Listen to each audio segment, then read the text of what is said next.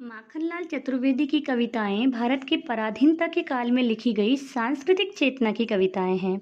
इस कविता के माध्यम से अंग्रेजी शासन की बर्बरता तथा देशभक्तों पर उसके द्वारा किए जाने वाले क्रूर अत्याचारों का वर्णन किया है। स्वतंत्रता संग्राम में भाग लेने के कारण कवि काल कोठरी में कैद थे, तो काली अंधकारपूर्ण रात्रि में कोयल की कूक सुनी। उन्होंने कोयल की वाणी में वेदना महसूस की। कवि अशांत अंधकारपूर्ण पराधीनता के दौर में शांत स्वभावी कोयल के वेदनापूर्ण स्वर से चौंक कर पूछते हैं कि क्या गाती हो, क्यों रह रह जाती हो। कोकिल बोलो तो। हे कोयल, तुम कारागार के ऊपर मंडराते हुए क्या गा रही हो? तुम रह रह कर गा रही हो। क्या गंभीर बात है जो कहना चाहती हो? स्पष्ट बोलो तो। क्या लाती हो? संदेशा किसका है? कोकिल बोलो तो। तुम्हारे इस गीत में क्या कोई प्रेरणा लाई हो या किसी का संदेशा? और यदि संदेश है तो कृपया स्पष्ट बताओ कि यह संदेश किसका है। ऊंची काली दीवारों के घेरे में, अर्थात जहाँ कवि कैद है, उस कारावास की दीवारें भयानक काली और ऊंची है। डाकू चोरों बटमारों के डेरे में कवि को कैद में चोरों, डाकुओं, ठग आदि के बीच में रहना पड़ रहा है। जीने को देते नहीं पेट भर खाना, मरने भी देते नहीं तड़प रह जाना।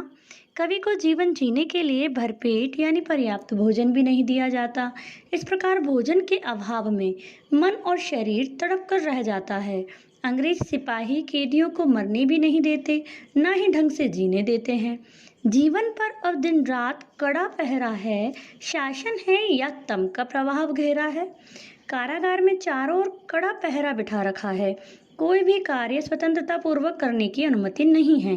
कवि के मन में प्रश्न उठता है कि यह निराशा व उत्पीड़न से युक्त अंग्रेजों का अंधकार युक्त शासन है या वास्तव में गहरी काली अंधियारी रात है। हिमकर निराश कर चला, रात भी काली, इस समय काली माँ मई जगी क्यों आली। रात इस कदर काली है कि आशा रूपी चंद्रमा भी परास्त होकर निराश कर रहा है, अर्थात उसका प्रकाश भी क्षीण कमजोर पड़ रहा है। कवि कोयल से कहते हैं कि हे सखी, इस घनघोर काली रात में तुम क्यों जाग रही हो? क्या तुम मुझसे कुछ कहना चाहती हो? क्यों हूक पड़ी वेदना बोझ भाली सी? कोकिल बोलो तो। जेल में कैद कवि कोयल को संबोधित करते हुए कहते हैं कि हे कोयल, तुम्हारी वाणी वेदना पीड़ा से युक्त क्यों है? ऐसी कौन सी बात है जो तुम्हें पीड़ित कर रही है? बताओ तो। क्या लूटा मृदुल बहव की रखवाली सी? कोकिल बोलो तो। हे कोयल, तुम्हारा ऐसा क्या लूट लिया गया है जिसके कारण आधी रात को तुम्हारी वाणी व्याकुल एवं करुण हो गई है, जबकि तुम्हारी वाणी तो अत्यंत मधुर और ऐश्वर्य का प्रतीक है, जिसको सुनकर सारे कष्ट दूर हो जाते हैं। कवि जानना चाहते हैं कि कोयल अंततः उससे क्या कहना चाहती है। क्या हुई बावली, अर्धरात्रि को चीखी? कोकिल बोलो तो। सामान्यतः कोयल रात में नहीं कूकती। जब सभी लोग गहरी निद्रा में सो रहे हैं, तब असमय आधी रात को कोयल का कूकना कवि को कोयल का पागलपन लग रहा है। किस दावानल की ज्वालाएं हैं दीखी? कोयल बोलो तो। हे कोयल, क्या किसी जंगल की भयानक लपटें तुमने देख ली हैं? कवि के अनुसार अंग्रेजी शासन भयानक है एवं उसकी क्रूर नीतियां दावानल के समान भयंकर और दुखदायी है। कवि को लगता है कि कोयल ने कहीं क्रांति की ज्वाला देखी होगी, इसलिए इसकी सूचना देने के लिए इसे आधी रात को ही चीखना पड़ा है। हे कोयल, क्या इसी कारण तुम्हारी वाणी में व्याकुलता है? क्या देख न सकती जंजीरों का गहना? हथकड़ियाँ क्यों, यह ब्रिटिश राज का गहना? कवि कोयल से कहते हैं कि हे कोयल, क्या तुम्हें शरीर पर गहनों के समान जंजीरें दिखाई नहीं पड़ती? और जो हथकड़ियाँ हमने पहन रखी है, ये अंग्रेजी शासन द्वारा दिया गया उपहार है जो गहनों के रूप में हम पर सजी है। वैसे तो हथकड़ियाँ अपराधियों को पहनाई जाती है, परंतु मातृभूमि की सेवा के फलस्वरूप अंग्रेजों ने स्वतंत्रता सेनानियों को बंदी बनाकर हथकड़ियाँ पहनाई हैं। तो यह तो मातृभूमि की सेवा का फल है, जिसने कवि के मन में गर्व एवं जोश भर दिया है। कोल्हू का चर्रकछू जीवन की तान। हमें ये कोल्हू की चरस को खींचते समय चर्रकछू की ध्वनि में आनंद आने लगा है, अर्थात ये ध्वनि देश के प्रति समर्पित होने की प्रेरणा देती है। गिट्टी पर अंगुलियों ने लिखे गान जब मजबूत हाथों से पत्थर तोड़ते हैं, तो पत्थर के ये टुकड़े मानो हमारी उंगलियों में पड़े छालों के रूप में, मानो स्वतंत्रता संग्राम का नया गीत रच रहे हों। हूँ मोट खींचता लगा पेट पर जुआ, खाली करता हूँ ब्रिटिश अकड़ का कुआं। कवि कहते हैं कि जब मैं पेट पर कोल्हू का जुआ लगाकर कोल्हू का चरस खींचता हूँ तो ऐसा अनुभव होता है कि अंग्रेजी शासन की अक्कड़ या घमंड का कुआं लगातार खाली करता जा रहा हूँ और जोश उत्साह से भर जाता हूँ। कभी अंग्रेजों द्वारा दी जाने वाली अमानवीय यातनाओं को सहकर अंग्रेजों के अहंकार को नष्ट करने में लगे हुए हैं।